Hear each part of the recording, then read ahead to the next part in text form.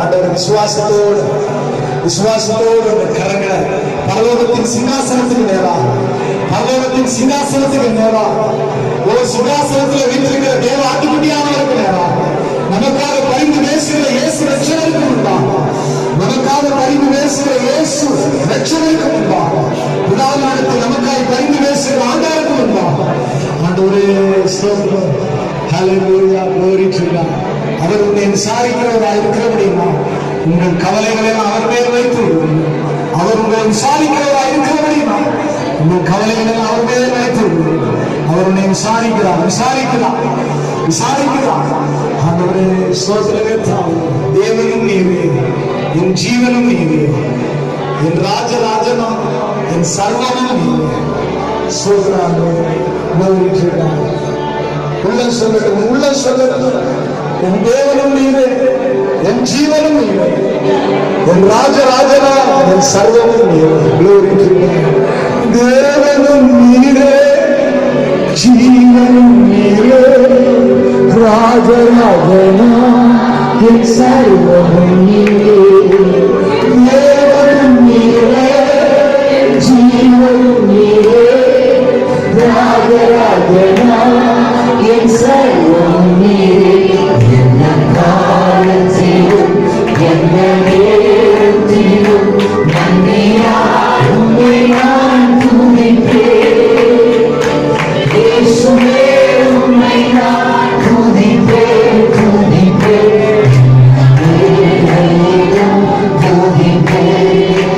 இயேசுவே உம்மை நான் துதிப்பேன்.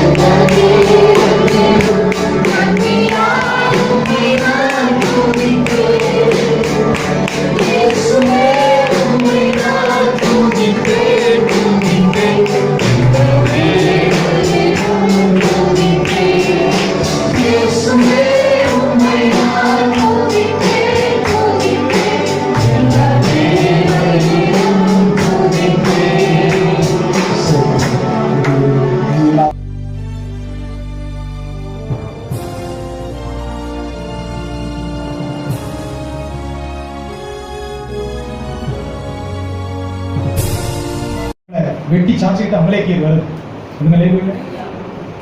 மோசே எவ்வளவு நேரம் கை தூக்கிட்டு இருக்க முடியும்? படிக்கும் கையை கொஞ்சம் கீழே இறக்கணும், அடிச்சு சாச்சிட்டு வர அங்க இருந்து அமலேக்கியர்கள். உடனே 2 பேர் வந்து கையை தூக்கி நிற்கிறார்.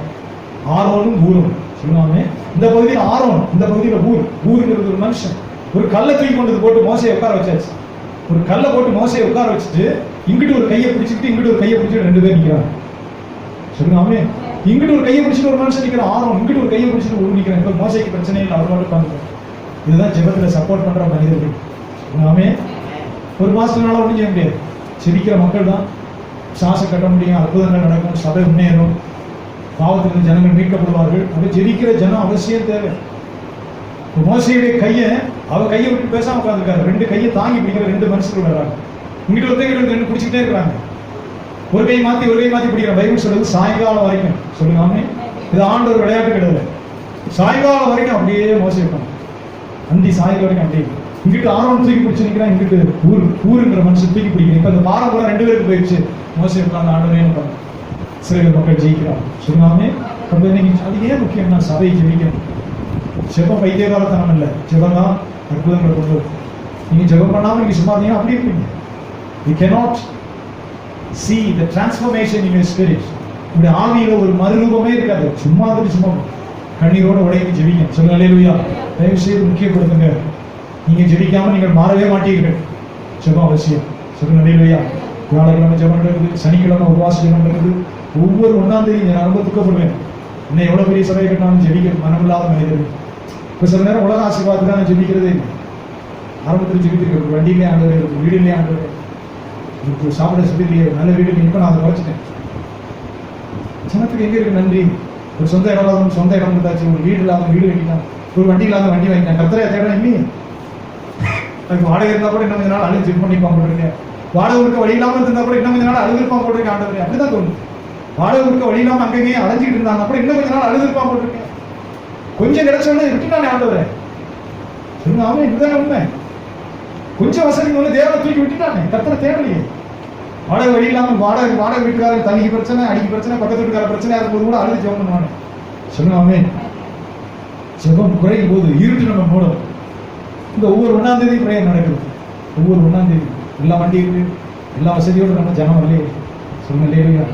தேவனை தேடாத ஜனங்கள் இருட்டில தான் இருப்பாங்க.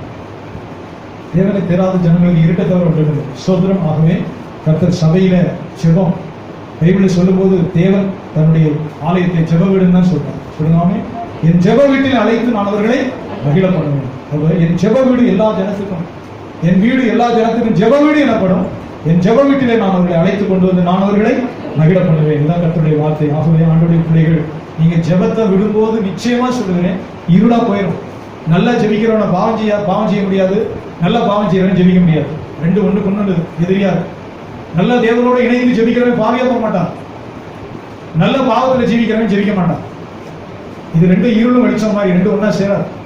இதுக்கு ரெண்டுக்கு நடுவில் தான் மனசாட்சி ஆண்டவர் வைத்திருக்கிறார். சுத்த மனசாட்சி உள்ள மனுஷன் தான் ஆண்டவர் நேசித்து ஜெபிக்க முடியும். சொல்லுவாமே, சுத்த மனசாட்சியை தள்ள மனுஷன் ஜெபித்த விட்டுருவான். ஏன்னா அவனுக்கே தெரியும் நம்ம பாவி. பாவத்தை செய்கிறவனும் பாவத்தில் ஜீவிக்கிற மனிதனும் வாயிலும் ஜெபிக்க முடியாது. ஏன்னா மனசாட்சியும் அவனுடைய வாய் சேரும்போது தான் ஜெபமாய் மாறுகிறது. கர்த்தருடைய பிள்ளைகள் ஜெபத்தை விரும்புங்க, ஜெபம் செய்யுங்க, ஜெபத்தில நேரத்தை அதிகமாய் செலவழிங்க, நீங்கள் கிருபை பெறுவீர்கள். தேவன் தன்னுடைய ஜனத்தின் மேலே எப்படி இருக்கிறார்கள் அந்த சத்தியம். ஆண்டவர் தன்னுடைய ஜனத்தை எப்படி ஆசீர்வதிக்க விரும்புகிறார், எப்படி தன்னுடைய ஜனத்துக்கு அவர் எப்படிப்பட்டவராக இருக்க விரும்புகிறார், அதை பைபிள் சொல்லுகிறது. சொல்லுங்க ஆமென். இப்போ சில நேரங்களில் நம்முடைய வாழ்க்கையில ஒரு எண்ணம் வரும், ஆண்டவர் நல்லவரா கெட்டவரா. சொல்லுங்க ஆமென். ரெண்டும் தான். கெட்டவர் இல்ல, நீதி செலுத்துவார். தகப்பன் பிள்ளைக்கு முத்தம் கொடுக்கும் போது நல்லவர் தான், பலாரும் ஒரு போடு போடும் போது நல்லவர் தான். தகப்பன் தன் பிள்ளைக்கு வாயில முட்டையும் கறியும் ஊட்டும் போதும் நல்லவர் தான். அது வழி விலகும் போது பலாரும் ஒரு போடு போடுறதும் நல்லவர் தான். சொல்லுங்க ஆமென். ரெண்டுமே நல்லதுதான். ரெண்டையுமே செய்யணும். ரெண்டையும் செய்தாதான் அவன் தகப்பன். பைபிள் அப்படி சொல்லுங்க. தான் சிநேகிக்கிற புத்திரனை அவர் கடிந்து கொண்டு சிக்ஷிக்கிறான். சொல்லுங்க ஆமென். தான் சிநேகிக்கிற புத்திரனை கடிந்து கொண்டு சிக்ஷிக்கிறான். ஆண்டவர் நல்லவரா கெட்டவரா இல்ல, அவர் நீதி உள்ளவர். சுத்தமா சொல்லுங்க ஆமென். நீதியின் வழியில நடக்க விரும்புகிறவர், சத்திய பாதையில் நடந்ததான் பரலோகத்துக்கு போவான், இல்லைன்னா நித்திய நரகத்துக்கு போவான். தன் இஷ்டத்துக்கு விடப்பட்ட பிள்ளைன்னு வசனம் சொல்லுது. இன்னைக்கு நிறைய குடும்பங்கள் சமீப நாள் கெட்டு போகுது. பட்டணங்கள் எல்லாம் இதெல்லாம் வெளிநாட்டுல தொடங்கினது. 14 வயசு மேல பிள்ளை எங்க போகுதுன்னு கேட்கக்கூடாது, யாரோட போகுதுன்னு கேட்கக்கூடாது, எப்ப போகுது எப்ப வருதுன்னு கேட்கக்கூடாது. பாக்கெட் மணி கொடுத்துட்டு விட்டுறாங்க, தண்ணி தெளிச்சு. ஆம்பளை பிள்ளையும் தண்ணி தெளிச்சு விட்றாங்க, பொம்பளை பிள்ளையும் தண்ணி தெளிச்சு விட்றாங்க.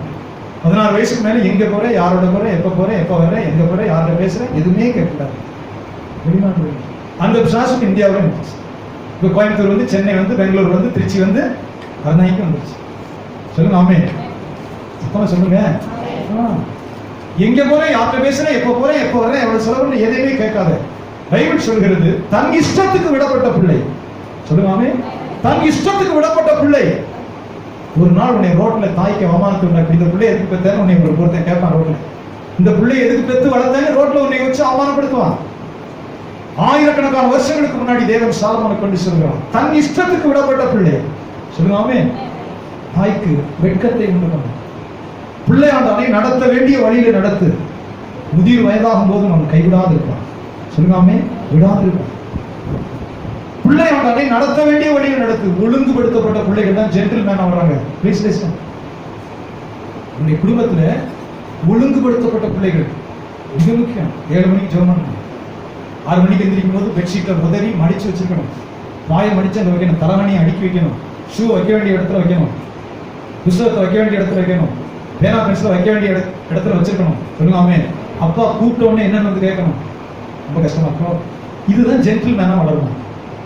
சொல்லுங்க ஆமென். நாட்டை பத்தினா கூட நிர்வாகம் பண்ணிடணும். தன் இஷ்டத்துக்கு விடப்பட்ட பிள்ளை அது ஒரு மிருகம் போடலாம். மிருகம் சொல்லியா கொடுக்குது, 7 மணிக்கு எந்திரி, 6 மணிக்கு எந்திரி, 3 மணிக்கு எந்திரி, அதெல்லாம் சொல்லாது. ஒழுங்குபடுத்தப்படாதவர்கள், தன் இஷ்டத்துக்கு வாழக்கூடியவர்கள், ஒழுங்குபடுத்தப்பட்ட பிள்ளைகள். சொல்லுங்க ஆமென். இதைத்தான் பேசணும், இதை பேசக்கூடாது, இதைத்தான் செய்யணும், இதை செய்யக்கூடாது, இதை செய்யாமல் இருக்கக்கூடாது, இதை செய்யவே கூடாது. சொன்ன அல்லேலூயா. இவ்வளவு பெரிய வேத புஸ்தகம் எது கொடுத்திருக்கிறாரு? தன் இஷ்டத்துக்கு விடப்பட்ட பிள்ளை அது தள்ளப்பட்டு போகும். கர்த்தருடைய பரிசுத்த நாமத்துக்கு மகிமை. ஸ்தோத்திரம். தேவனுடைய வழிக்கு நேராக திருப்புவோம். ஆண்டவர் இந்த நாள்ல கர்த்தர் கொடுத்த பரிசுத்த வார்த்தை ஏசாயா தீர்க்கதரிசன புத்தகத்துல வரிசையாக வாசிக்கிறோம். ஆண்டவர் எப்படிப்பட்டவர்? தேவன் தன்னுடைய ஜனத்துக்கு சொல்லுவாமே, ஆண்டவர் தன்னுடைய ஜனத்துக்கு எப்படிப்பட்டவர், தன்னுடைய ஜனத்துக்கு அவர் எப்படிப்பட்ட கிருபையை விளங்க செய்வார் என்பதை ஆண்டவர் சொல்லுகிறார். ஏசாயா 40ஆம் அதிகாரம் 3ஆம் வசனம். ஸ்தோத்திரம். glory to God.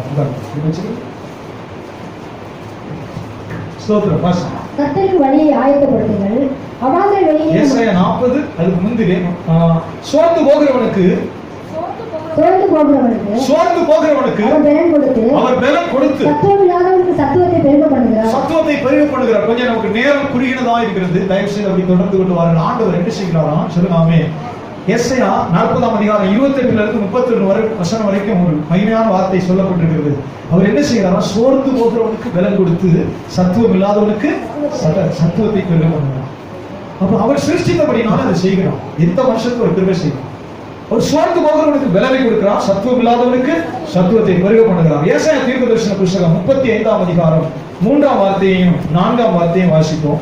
சீக்கிரமா வாசிங்க. தளர்ந்து போன கைகளை, தளர்ந்து போன கைகள், பலனற்ற கைகள். அப்ப இனிமே என்னால ஒண்ணு செய்ய முடியாது, வேலைக்கு போக முடியாது, சம்பாதிக்க முடியாது, தளர்ந்து போற மனுஷன்.